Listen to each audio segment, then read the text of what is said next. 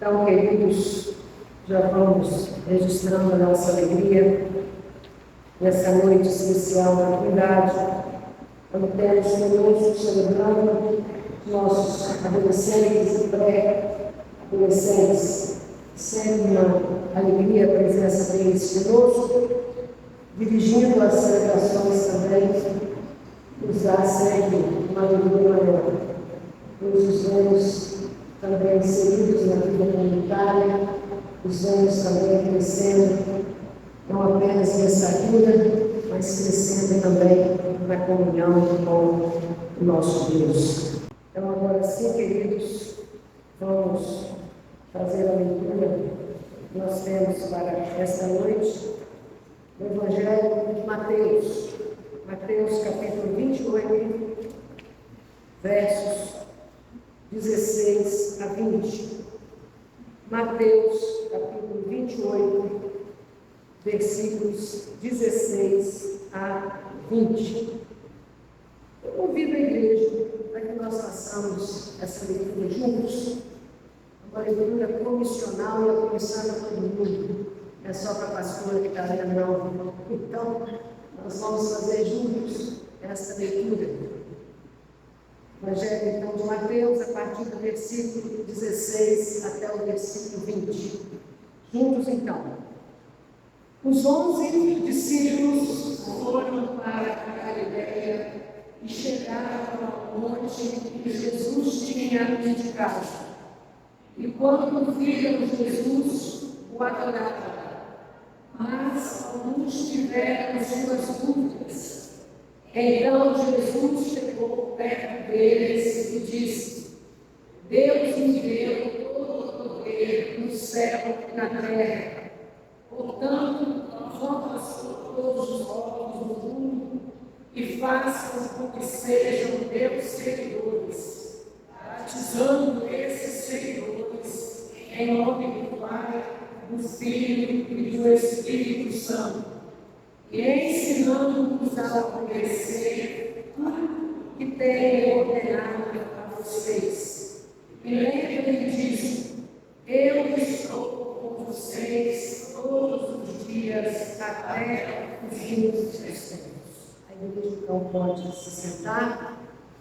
Portanto, queridos, reafirmando a minha liturgia deste culto, preparada pela coordenação do trabalho de adolescentes, que a própria liturgia já nos convidou a mergulhar na doutrina da Trindade, que fala em Deus como Pai, Filho e Espírito Santo, mas que não pretende ser uma descrição numérica de Deus. Temos uma liturgia que já nos ajudou a mergulhar na doutrina da Trindade. A doutrina que vai falar em Deus como Pai, Filho e Espírito Santo, mas que não pretende ser uma descrição numérica de Deus. Não são três deuses: Deus Pai, o Deus Filho, o Deus Espírito Santo, como se fosse uma descrição numérica, mas existe aí uma unidade, o Deus triuno, Pai, Filho e Espírito Santo. Não se refere, portanto, a três deuses reunidos num Deus só. Não são três deuses reunidos num Deus só. A doutrina da Trindade expressa uma maneira como a igreja se apropria de uma revelação de Deus. É uma revelação de Deus apenas porque sabemos que nada conseguirá comportar Deus. As nossas doutrinas, especificamente a doutrina também da Trindade, temos outras doutrinas, mas apenas são caminhos que nos ajudam a chegar a Deus. E a doutrina da Trindade, especificamente, essa revelação de Deus. Nós aprendemos uma forma de apreender a revelação de Deus com a doutrina da Trindade. Portanto, é uma expressão simbólica que nos ajuda a nos apropriar dessa revelação de Deus como Pai, Filho e Espírito Santo. E por que eu coloquei essa fogueira aqui em cima da mesa para este dia? Para que nós pensarmos uma forma de nós nos apreendermos dessa doutrina da Trindade é nós pensarmos numa chama acesa. Essa apreensão de Deus como essa chama. E essa chama, na sua unidade, na sua unicidade, ela comporta o quê? A chama. Ela comporta luz, ela comporta calor, ela comporta o próprio fogo. Mas se você pensar numa chama e pensar nesses três elementos, você consegue pensá-los separadamente? Eu ir a uma chama e dizer assim: agora eu vou retirar o fogo, agora eu vou retirar a luz, agora eu vou retirar o calor. Nós conseguimos fazer isso? Não. Essa é uma forma também simbólica que nos ajuda a aprender essa doutrina da Trindade.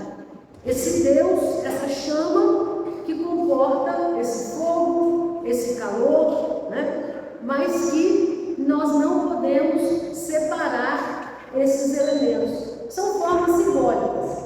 Adolescente gosta muito disso. Tem também formas mais concretas do dia a dia, que lá, quando a gente está trabalhando com os adolescentes, já tem muito tempo que eu faço isso, mas cozinhamos o ovo e levamos o ovo para a sala de aula.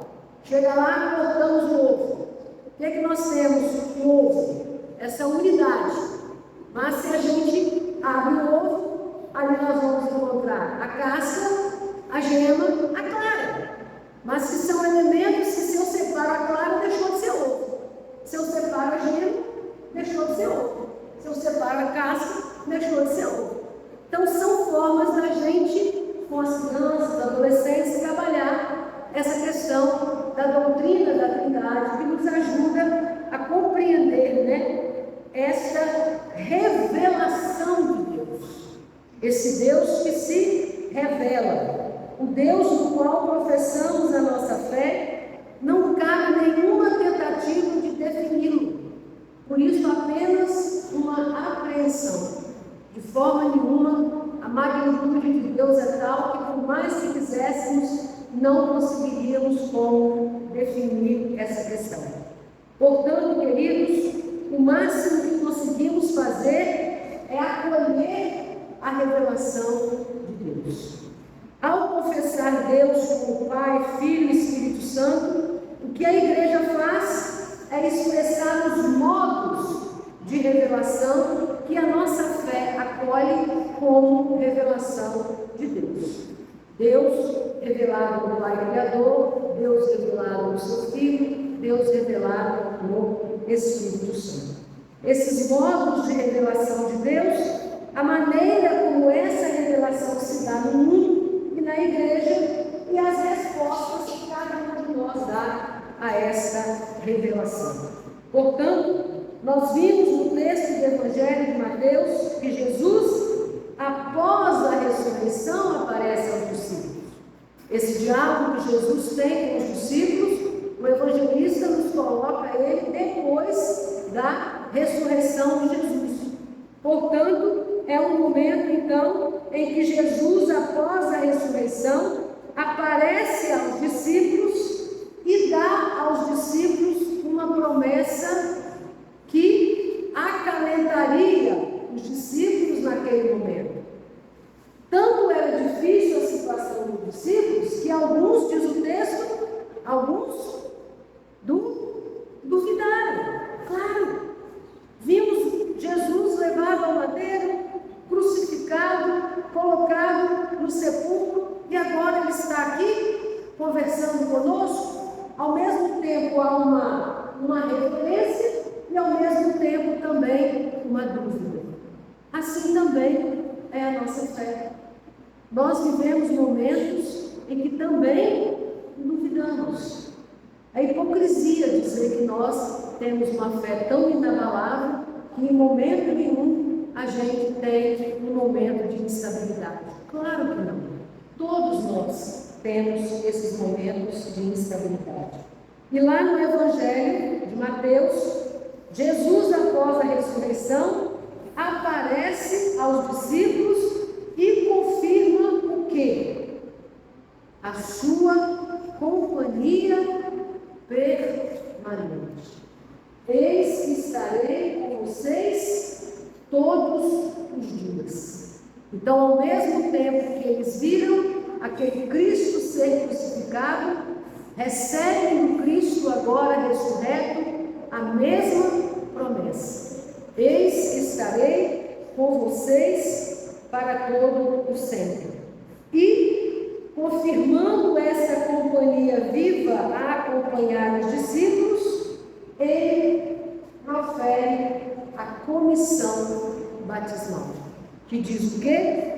Vão a todos os povos do mundo, façam com que sejam meus seguidores, batizando esses seguidores em nome do Pai, do Filho e do Espírito Santo, e lembrem-se disso, eu estou com vocês todos os dias até o fim dos tempos. E relata também o evangelista, em texto, que no encontro acontecido com os discípulos, ao verem Jesus, o adoraram, mas houve alguns entre eles que duvidaram, não acreditando ser aquele Jesus que tinha sido crucificado, pudesse estar ali junto com eles novamente.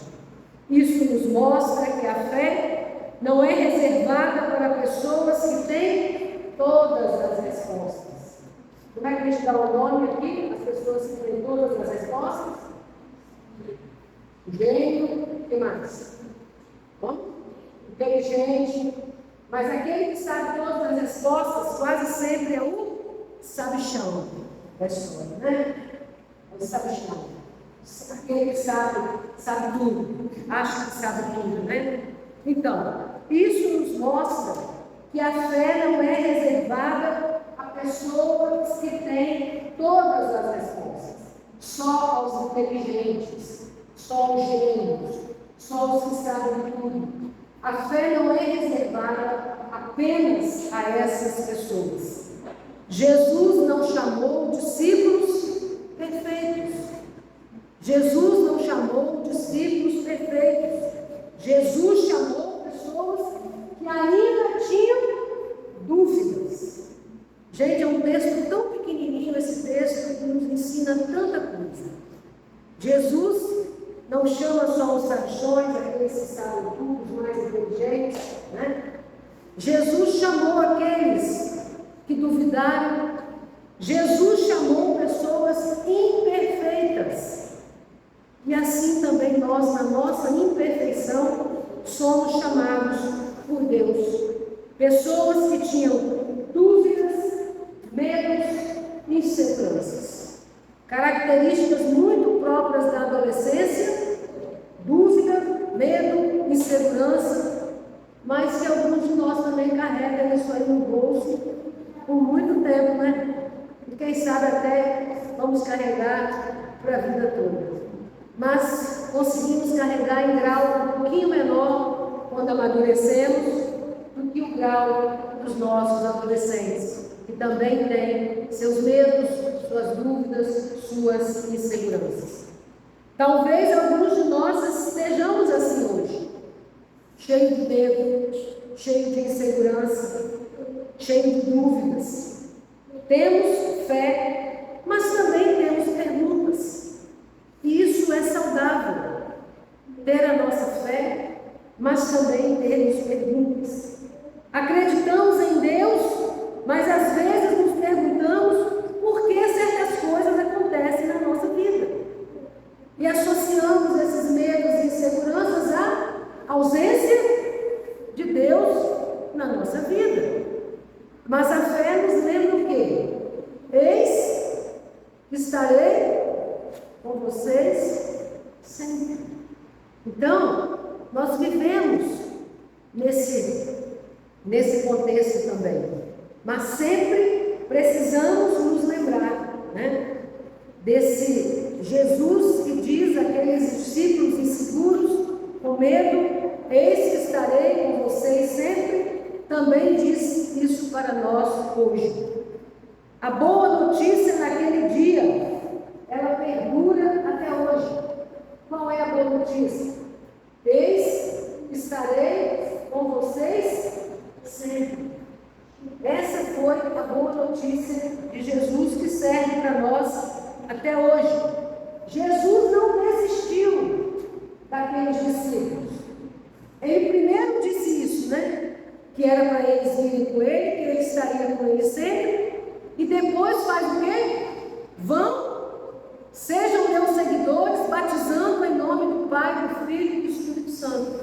Naquela condição, Jesus os encaminhou. Jesus não disse assim: eu vou deixar vocês perfeitos, a hora que vocês estiverem perfeitos, eu vou colocar uma missão na mão de vocês. Não. Foi naquele momento de dúvida, de incerteza, de insegurança, que aqueles discípulos receberam de Jesus a missão. Mas antes, receberam de Jesus a promessa: eis que estarei com vocês sempre. Então é uma promessa que nós não podemos abrir mão nunca.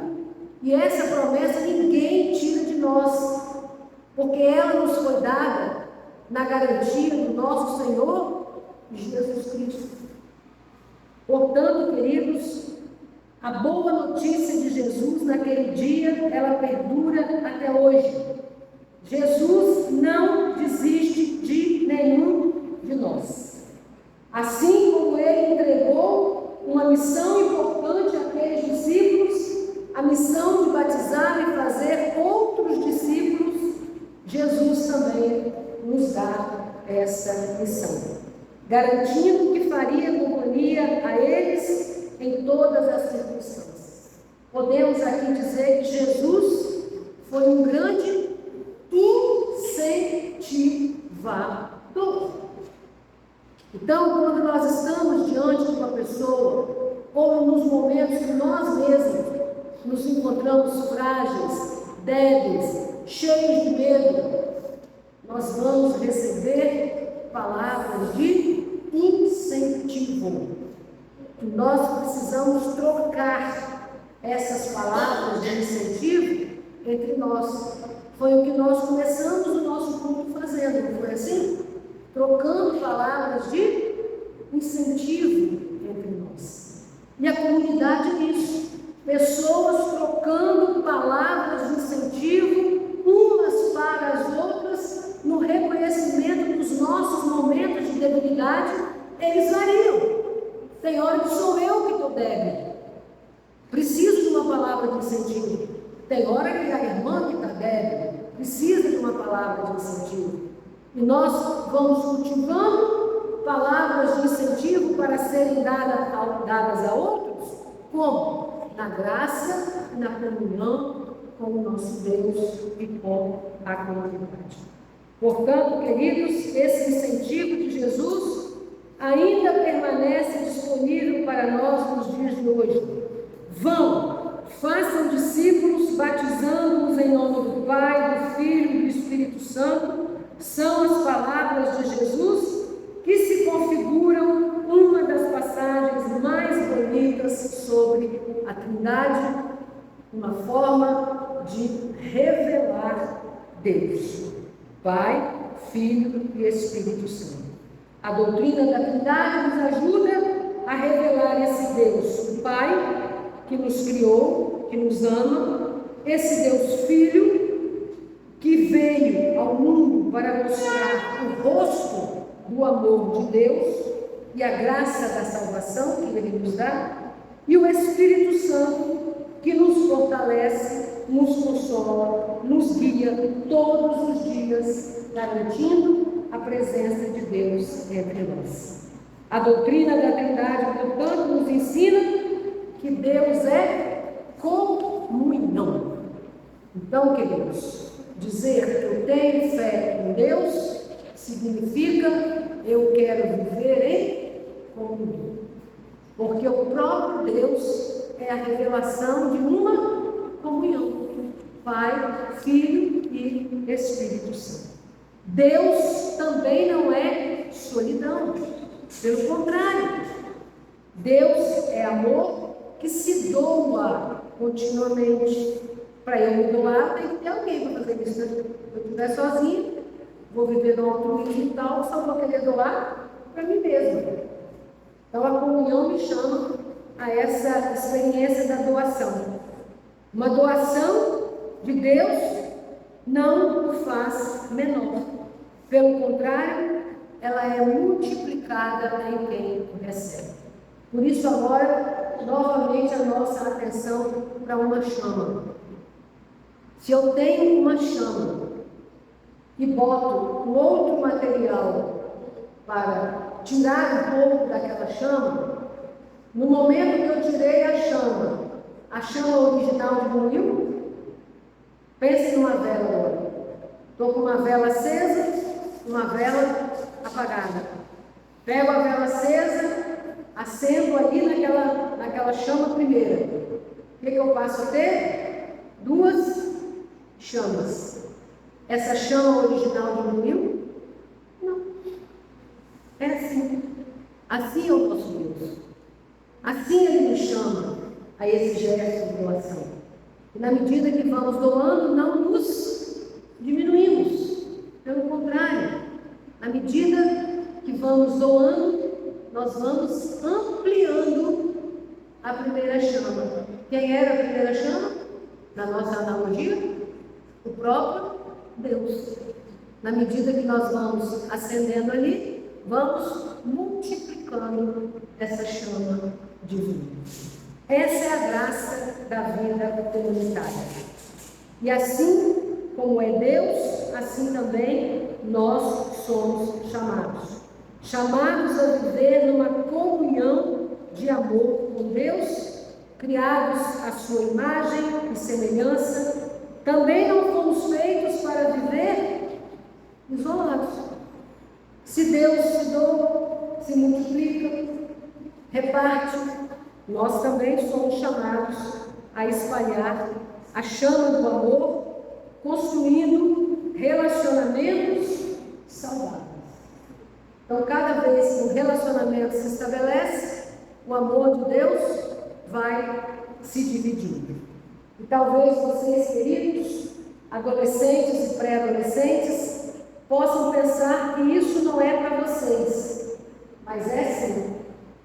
Vocês são chamados a fazer a diferença, levando o quê? A chama do amor de Deus por onde vocês passarem. Levar a chama do amor de Deus por onde vocês forem. Vocês podem testemunhar de Cristo em muitos lugares. Hoje, o lugar que vocês passam muito tempo é na escola. Como testemunhar o amor de Cristo na escola? Falando com o companheiro em gestos de amor. Assim como recebemos de Cristo, do nosso Deus, gestos de amor. Vocês podem usar as redes sociais para espalhar amor, ao invés de espalhar ódio, pornografia, coisas ruins, coisas que edifiquem. É uma forma de vocês espalharem a chama do amor de Deus. Vocês podem acolher quem está sozinho. Vocês podem defender quem sofre a injustiça, quem sofre o bullying. Defender quem está sofrendo é espalhar a chama do amor de Deus. Assim como os nossos adolescentes, nós também somos chamados a defender quem sofre bullying. Vocês podem mostrar com suas atitudes como é viver seguindo Jesus. forma, então, vocês, à semelhança daqueles discípulos lá, podem olhar para mim e dizer assim: ah, mas isso é muito difícil. Todo mundo faz do jeito, por que eu vou fazer do jeito diferente? Você não vai fazer do jeito diferente. Você vai fazer do jeito da chama do amor. Então não é um jeito diferente. O jeito é o jeito da chama do amor. E ter também o mesmo medo que os discípulos tiveram. Mas o que vai ajudar o medo a diminuir um pouquinho? É lembrar as palavras de Jesus que falou o quê? Os discípulos estavam com medo? Eis, estarei com vocês todos os dias. Então, sempre nos momentos da interrogação, eu me medo nisso, me medo, faço isso, não faço isso, é pensar e lembrar da chama. Ó Senhor, nesse momento, esteja comigo para me ajudar a saber o que eu faço. E Ele certamente vai ajudar vocês. Às vezes, então, queridos, falo isso não só para eles, mas para todos nós. Às vezes pode ser difícil, mas Jesus sabia disso e deixou com seus discípulos a promessa de amor que também permanece com cada um de nós. Portanto, essa é a grande notícia do domingo da Trindade. Não estamos sozinhos. O Deus Trino é companhia permanente. O Pai nos dá o seu amor, o Filho caminha conosco e o Espírito Santo é a nossa força. A missão pode ser grande, mas maior ainda é o amor de Deus caminhando ao nosso lado. Por isso, neste domingo da Trindade, somos convidados a uma coisa: estabelecer a nossa confiança. Mesmo diante das dúvidas, mesmo diante do medo, mesmo quando parecer difícil seguir Jesus. O Deus Trino, Pai, Filho e Espírito Santo, continua nos chamando para viver sua missão e continua prometendo: eu estarei com vocês todos os dias. E neste domingo da Trindade, então, o Deus Trino, Pai, Filho e Espírito Santo, acenda novamente em nós, reacenda, fortaleça, dê combustível para a nossa chama. Que o nosso Deus, então, acenda, alimente a nossa luz e alimente principalmente a luz dele, o calor dele, o fogo dele em nós, para que sejamos testemunhas vivas do Evangelho no nosso mundo. E que assim o Deus Trino abençoe a cada um de nós. Amém.